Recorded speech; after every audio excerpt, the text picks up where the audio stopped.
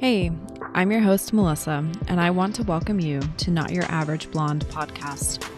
I'm here to show you how to elevate your life to become the best version of yourself.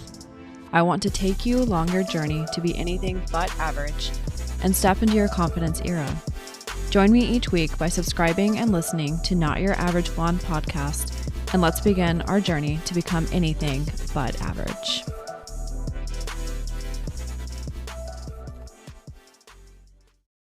Hello, and welcome back to another episode of Not Your Average Blonde. On this week's Blonde Boost, we're talking about no one is coming to save you. Have you ever caught yourself thinking, if only someone would step in and help me? If only the right person, the right opportunity, the right answer would just appear and make everything better. Maybe you're waiting for a sign, for fate to intervene, for someone else to tell you what to do. I know, I get it. I definitely have been there, especially when life feels overwhelming, uncertain, or periods of time when you're just purely exhausted. You really want that help. It's tempting to hope that someone or something will just fix it, will just take care of it for you. That someone will see your struggle, they'll swoop in and make everything okay. But here's the truth. No one is coming to fucking save you. I know that sentence hits hard because wouldn't it be easier if they did? If a divine hand, a perfect partner, or an ideal leader, or a magical solution just appeared and took away all your stress, your pain, your fear? But no person, no movement, no government, no relationship, and no amount of wishing is going to do the work for you. Once you accept that, you stop waiting. You stop outsourcing your power. You stop giving away your power to other people, and you actually start changing your life.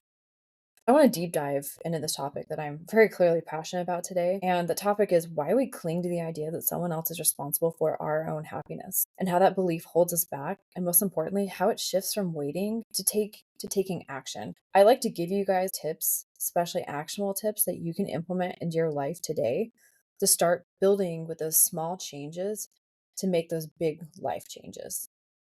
So let's dig into the illusion of rescue. We've all bought into this lie at some point that life gets better when the right person comes into our life, when I get married, when the perfect job opportunity appears, when we have more time, when I have more energy, when we have more money. The list goes on and on. The idea that someone is going to come and fix everything has been embedded into us since childhood. We're raised on these fairy tales of like knights saving princesses, superheroes swooping in at the last second and saving the world and saving the people, or some external force coming in to rescue us or to stop whatever foreboding event that's coming.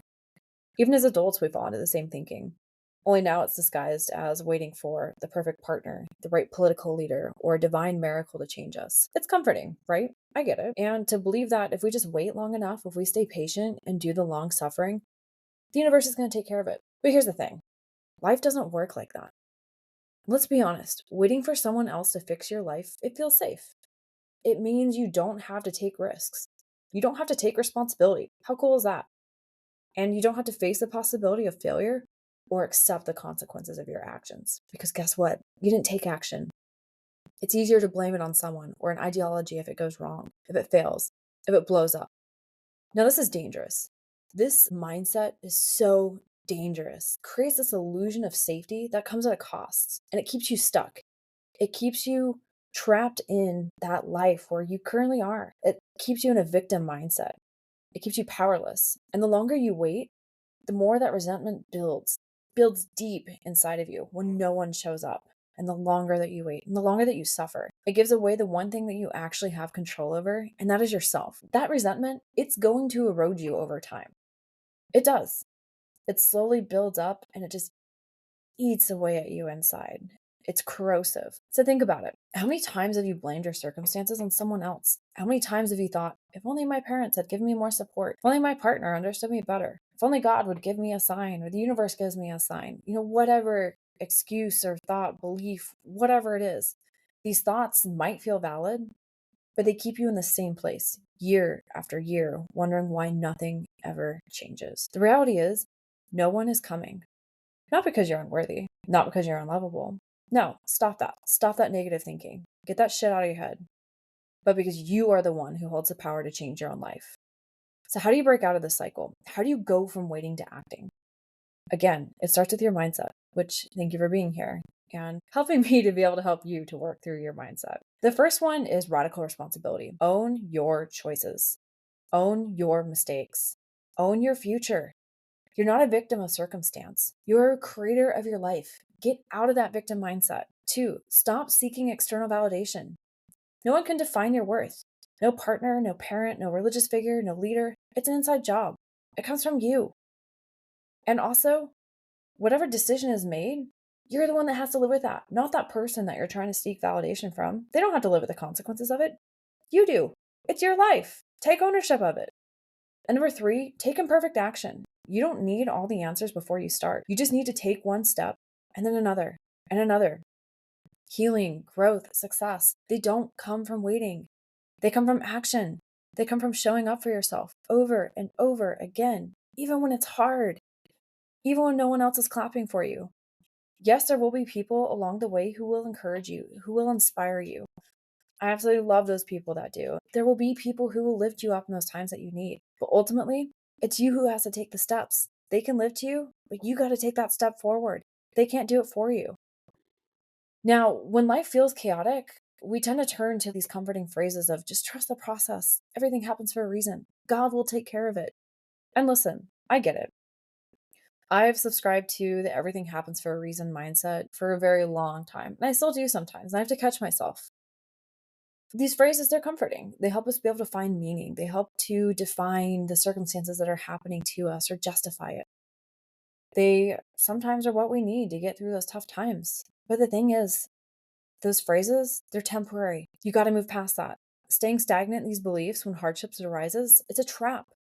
Because when we lean on them too much, we start waiting instead of acting. We start relying on something outside of us to do the work that only we can do. And this isn't just about faith. This shows up in so many ways. This is staying in a toxic relationship because you hope they'll change. That happened to me. And I'm not blaming you. Like, it happens. Some of these lessons are really tough to learn. I stayed in an incredibly toxic marriage for way longer than I should have. I knew within the first few months, within the first year, that this relationship wasn't going to work out. And yet it took me 4, almost 5 years to divorce the man. It was hard because I kept making that excuse of maybe they'll change. And I was afraid. Next is refusing to make a move because you're waiting for the perfect opportunity. Guess what? Newsflash. It's never going to be a perfect time. Timing is never going to be perfect. So you may as well just rip off the Band-Aid and do it now. And ignoring red flags because you believe everything will work out. Girl, like, come on now. The red flags are there for a reason. Trust your gut. But ultimately, with all of these, the truth is there's hope. Hope alone doesn't change anything. Action does. Action is what changes your circumstances. We often expect the people in our lives to be our saviors. One of the biggest lies we tell ourselves is that if we just find the right person, everything will fall into place. That perfect partner will fix our insecurities, heal our wounds, and finally make us feel whole. Whether it's a romantic partner, a best friend, or even a mentor, we put unrealistic expectation on those around us to fix us. But here's the truth. Relationships, they are meant to enhance your life, not save you from it. Relationships don't save you. They reflect you. If you're constantly finding yourself in toxic relationships, whether it's romantic, friendships, family dynamics, it's not just about them. It's about you. The energy you put out, the boundaries you set, or the boundaries you don't set, is what creates the reality. The way that you see yourself, it all determines who you allow into your life and what you allow to happen to you. We think love is going to heal us. We think devotion will be enough, but relying on someone else to fill your emotional gaps is never going to work because no one, no matter how much they love you, can do the inner work for you. And this isn't, like I said, just about romantic relationships. This applies to most of the relationships that we have in our life, most of the dynamics that we have. If you're constantly looking to others to give you security, to validate you, to make you feel whole, you'll always be disappointed. Why? Because no one can give you what you refuse to give yourself. Many people do the same thing with their spiritual or religious beliefs. Now, I'm going to go on a rant for a second, and you may hate me for this or think I hate religion. I grew up extremely religious. I left a very religious church and organization, and I'm definitely more spiritual now. But this mindset of when people think that if they pray enough, if they have enough faith, they follow the rules perfectly or stay devoted to a belief system, their pain will disappear, that their struggles will be lifted for them. Like I said, I grew up in a religious environment that constantly preached that everything would be okay if we just trusted in God. If we went through the pain with patience and long suffering, if we just had enough faith, read our scriptures more, things would work out. If we just followed the plan, we'd be blessed. But what happens when things don't work out? When the prayer doesn't get answered and when the struggles just keep coming? It happens. That's okay. That's a part of life. Life is going to have those ups and downs, whether you're religious or not. I just chose to use this as an example because I do think there is a lot of toxic fallacies within some of the phrases and beliefs that people preach. Many people fall into that trap of spiritual bypassing, which is using faith as a way to avoid personal responsibility. And they come out in phrases of like, it's all in God's hands, or the universe has a plan, just trust and be patient. I do think there is some danger in this over reliance, which extends to spiritual and religious relationships. A lot of people sit back and they wait for God, the universe, or some higher power to do the work for them. That's not the point of it. You can still have that faith, but guess what?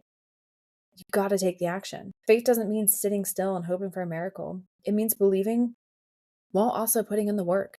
Pray, yes, if it works for you, do it. Manifest, do that too. Take whatever action works for you, but take aligned action with it. No scripture, no spiritual guide, no divine intervention will do the heavy lifting for you. And sure, there's power in trust. There's power in believing things happen for a reason, but that cannot replace action. Faith is not a shortcut for doing the work. Yes, prayer, meditation, belief, they can provide that comfort, but they don't replace you stepping up and taking control of your life. You can have faith and still take action. You can trust a higher power and still take responsibility. You can believe in divine guidance, but ultimately, you are the one who has to move your own life forward. And at the end of the day, no relationship, romantic, spiritual, or otherwise, is responsible for saving you. That's your job, and you can't do it for others either. So let's pause for a moment with the passion.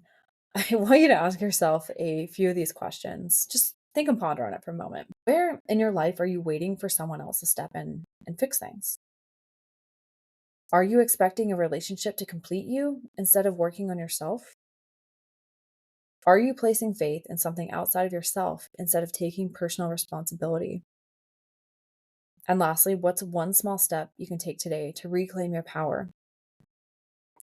I want you to start by taking radical ownership of your life. You stop waiting. You stop making excuses. You stop looking outside of yourself for the answer that's already within you. Does this mean you have to do it alone? Fuck no. You have friends, you have people there, you have people who are going to cheer you on. But what it does mean is you need to stop expecting someone else to do it for you. You want confidence? Build it. You want a better life? Take action. You want to be respected? Start respecting yourself. It starts with you every single fucking time. No, this could be a lot of hard truth that no one is coming to save you. The hardest part is going to be learning how to stand on your own. Sitting with that discomfort of your own thoughts, your own fears, and your own self. It's uncomfortable. But guess what? You better get comfortable with it. That solitude, that's where the growth happens. That's where you meet the version of yourself you've been avoiding. That's where you learn that you are enough. And I'm here to tell you, you are enough. You are worthy of it. No one will be as invested in your growth as you are. No one will do the work for you. But the second you realize that you are the hero of your own story, that's when everything changes. That's where the magic is at. The beautiful truth, that means you save yourself. That means you don't have to wait. You don't have to earn it. You don't have to hope someone else makes the right move. You get to make the right move on your terms. So stop waiting. Stop wishing. Stop hoping someone else will give you the life that you want and start creating it yourself, because this is how you save yourself. I know it's scary, but I promise you, this is also the most liberating thing in the world. Because if no one is coming to save you, that means you don't have to wait. You don't have to prove yourself to anyone. You don't have to ask for permission. You just decide. You take ownership. You start moving, and step by step, you save yourself. Now go. Do the thing that you've been avoiding. Make the move you've been afraid to make, because no one is going to do it for you. If this message hit home for you today, let it be a wake-up call you've been needing. You don't need permission to change your life. You don't need to wait for someone to rescue you. You already have everything within you to build the life that you desire. If you like this episode, please leave a rating and review and share it with your friends and on social media. This greatly helps me out to get the word out more about Not Your Average Blonde and helping you to be able to build into the best version of yourself. I'll talk to you next Monday for another Blonde Boost episode, but until then, go take that first step, because your future is in your hands.